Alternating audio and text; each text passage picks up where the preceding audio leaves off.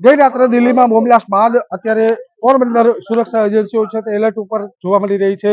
પોરબંદરના સમુદ્ર વિસ્તાર જે કહેવાય બંદર વિસ્તારની અંદર અલગ અલગ રીતે જે ચેકિંગ કરવામાં આવી રહ્યું છે તેને લઈને દ્રશ્યો પણ જોવા મળી રહ્યા છે। જે સંદિગ્ધ જે વસ્તુઓ મળે કે સંદિગ્ધ બોટ આવે તો તેની ઉપર તુરંત જ નજર કરી શકાય તે પ્રમાણે અત્યારે બોમ્બ સ્કોડ અને ડોગ સ્કોડ છે તે અત્યારે નજરે પડી રહી છે કે અલગ અલગ રીતે ચેકિંગ કરી રહી છે। પોરબંદરના એરપોર્ટ, રેલવે સ્ટેશન અને એસટી ડેપો ઉપર ચેકિંગ થઈ ચૂક્યા બાદ અત્યારે બંદર ઉપર જે ચેકિંગ હાથ ધરવામાં આવ્યું છે। કોઈ પણ પ્રકારે અનિશ્ચિત બનાવ બને તે પહેલા જ અત્યારે જે પોલીસ છે તે એલર્ટ મોડ ઉપર આવી ગયા છે અને બોમ્બ સ્કોડ અને ડોગ સ્કોડની મદદથી અત્યારે બંદરના તમામ વિસ્તારોને ચેકિંગ કરવામાં આવી રહ્યા છે।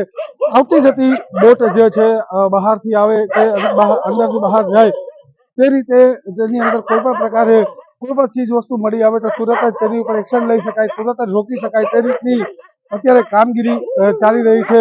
આ ઉપરાંત અત્યારે જે દિલ્હીમાં બ્લાસ્ટ થયો તે પછી અત્યારે સમગ્ર વિસ્તાર છે તે એલર્ટ કરી દેવામાં આવ્યો છે। પોરબંદરની અંદર 105 કિલોમીટર જેટલો લાંબો દરિયા કિનારો છે। તે દરિયા કિનારા વિસ્તારમાં અગાઉ પણ 1993માં આવેલી એક લેન્ડિંગ સહિતના બનાવો બની ગયા છે તો તેને તે રીતે કોઈ પણ ઘટના ન બને તે માટે અત્યારે તમામ સુરક્ષા એજન્સીઓ છે તેને એલર્ટ મોડ ઉપર રાખવામાં આવી છે અને તમામ જગ્યાઓ ઉપર અત્યારે સઘન ચેકિંગ હાથ ધરવામાં આવ્યું છે। ચેતન ઠકરાર, TNG, પોરબંદર।